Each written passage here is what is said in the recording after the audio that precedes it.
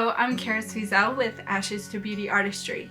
I am a self-taught artist who has been actively painting for the past 7 years, and I have been teaching art since 2015. I would like to briefly mention that I was born with cerebral palsy.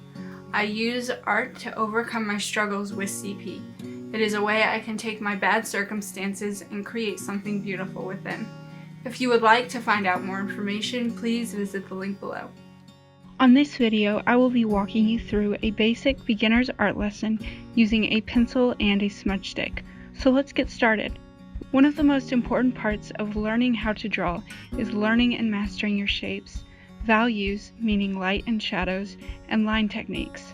I will quickly go over these before we move on to our still life drawing. These are the 4 basic shapes that I start with: the cube, sphere, cylinder, and cone.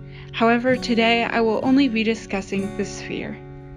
When drawing, it is important to not use a lot of pressure on the pencil. You want to sketch lightly so it is easy to erase when you make a mistake. This technique is used frequently when drawing. It is called feather sketching. I have found it is especially nice to use when drawing circles.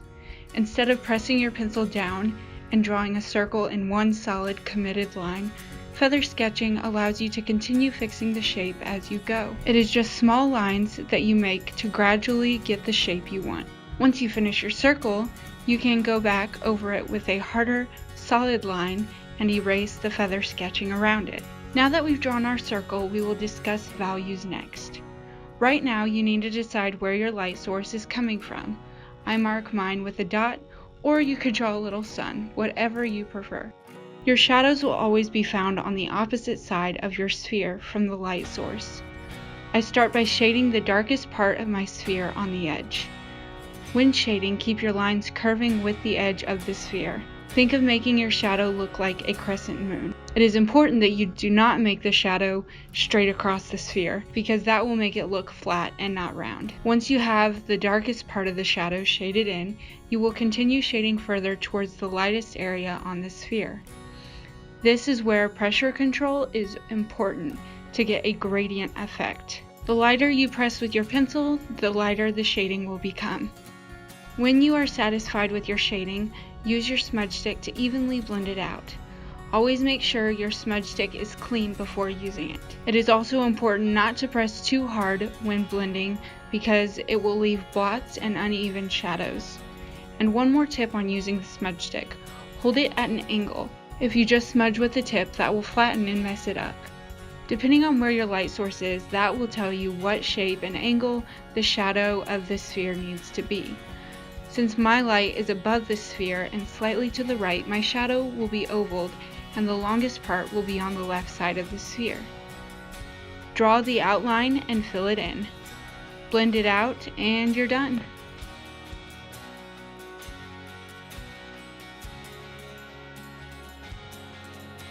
Now let us briefly talk about the line techniques. The 2 most common techniques are called hatching and cross-hatching. Hatching is often used for lighter values. The further your lines are from each other, the lighter the value. Cross-hatching is more frequently used for darker values. Scribbling is another important technique. I know, right? Who would have thought that the scribbling you did as a young child would be an important part of drawing today? Well, it is. There are many more line techniques. However, the last one I want to talk about today is stippling. This consists of only dots. Now that we understand some basic drawing skills, let's put them to practice and draw a simple still life. One of the first questions I ask my students is, what shapes do you see in this image? This might seem like an easy question at the moment, since you are only looking at a round bowl of fruit. However, this is an important question to ask yourself anytime you're drawing, no matter what you are looking at. Doing this will help train your brain to not just see the complete image, but to look for the basic structure to build off of in your drawing. For example, the basic structure of this still life would look something like this.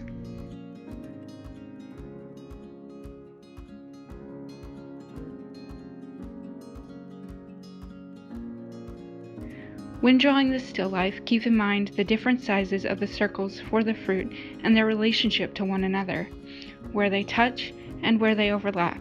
This part of exercising the brain helps the mind focus on the proportions, sizes, and location of where the fruit is instead of getting distracted with all the small details. Once we get the base drawn, then we can focus on the fun part with the details. Draw a dot where you want the top of your image to be, 2 dots on either side, and a dot at the bottom. Make sure you leave space between your dots and the edge of the paper. These are just guidelines. If you draw a little past one of your dots, that is okay.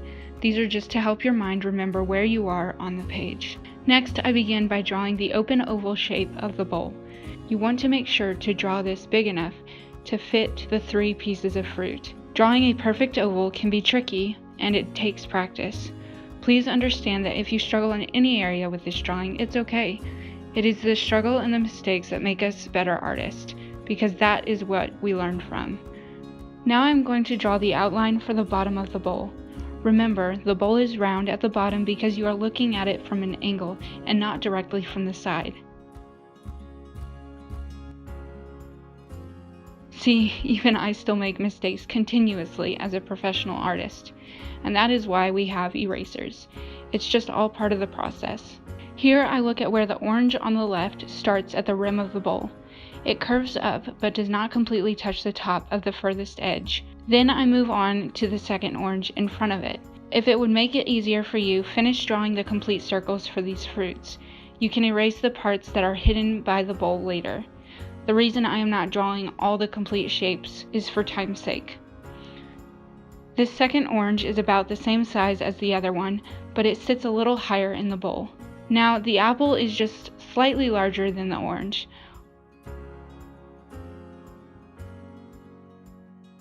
Once you outline the apple, draw the dark spot on the orange and a little circle where the stem will be on the apple. As a reminder, I mark my light source with a small dot before moving on and drawing my shadow. The shadow will be slightly angled and longer on the right side. As I begin shading the inside of the bowl, I am paying attention to where the darker shadows are made by the fruit in the bowl. I start with the darkest values and work my way to the lightest. Since I am using a smudge stick, I am not as concerned about how nice my shading looks at the moment. It is still important though to keep your lines and shading even and close together. That will make it easier to blend later. The shadow cast by the apple starts where the orange meets the edge of the bowl, then it gradually curves into the side of the apple. This shadow will be the darkest value inside the bowl, so you will want to press hard with your pencil to get that dark shading. Just don't break your pencil while you're doing it. Once you fill in the shadow, gently soften the edge so it is not such a hard line. Moving on to the bottom of the bowl, I will begin by drawing the outline of the darkest shadow. You want to remember that this bowl is glass, so it will not be an even gradient shadow because it is reflecting light and other things around it. The shadow curves and angles up towards the right side. After filling it in, I will move on to my next darkest value. This shadow is more of a reflection. Right now I am just drawing the shape of the reflection before shading it in. Remember, this shadow is not going to be as dark as the first one we shaded.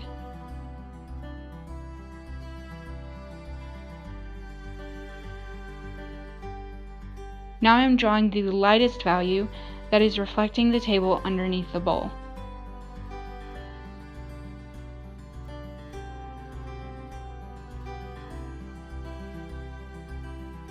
When everything has been filled in, use your smudge stick to blend it out. Again, make sure your smudge stick is clean before using it. I have a test paper next to me where I wipe the smudge stick until the lead is smudged off before using it on my drawing. As you can see, blending it will often lighten the shadows, but that's okay, we will come back later and darken them again. Once we get a smooth blended background, we can go back in and darken up the shadows.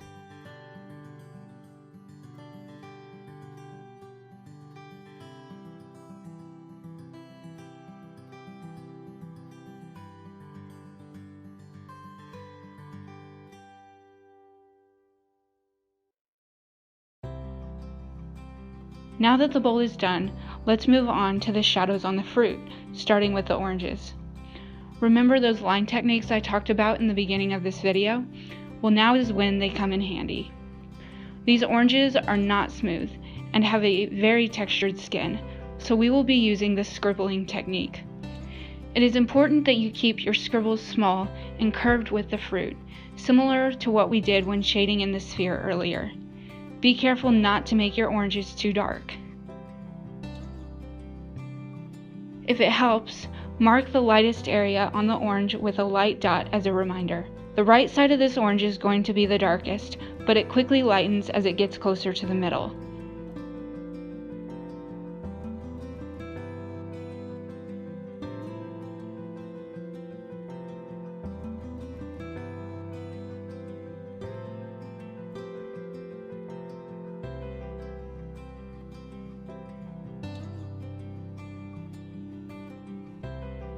Now it's time to add a final detail to the left orange.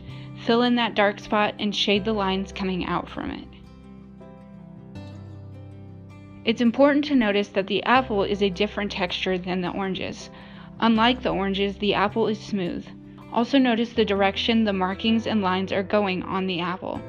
They run up along the sides of the apple and then curve down into that circle where the stem will be. Like the orange, the right bottom side of the apple will be the darkest. Next, draw the stem sticking out from the circle. It will be a little wider at the top and thinner at the bottom. Like I said before, these markings will be curving in towards the stem. Before shading too much, draw the outline of the yellow spot on the fruit and then the curved highlight from the light. Be sure not to shade in that area later.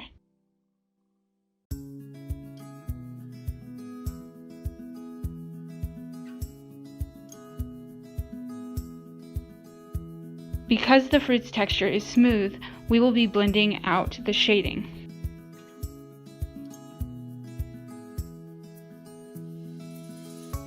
Now that we have a smooth background to work with, we can go back and fill in the details. Notice which areas have darker values than others.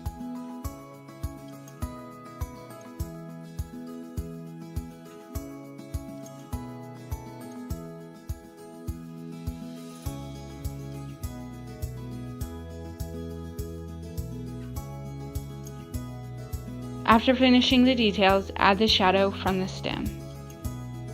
Now let's fill in the bowl's shadow on the table.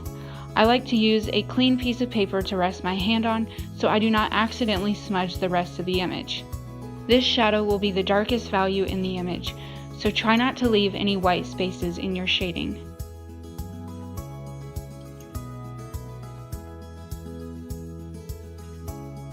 Blend it out with your smudge stick, then go around the edges to soften the hard line of the shadow just a little bit.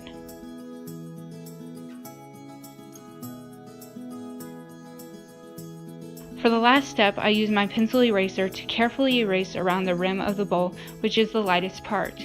Now that your drawing is complete, you will want to sign your name and add the day's date. Congratulations on your final drawing.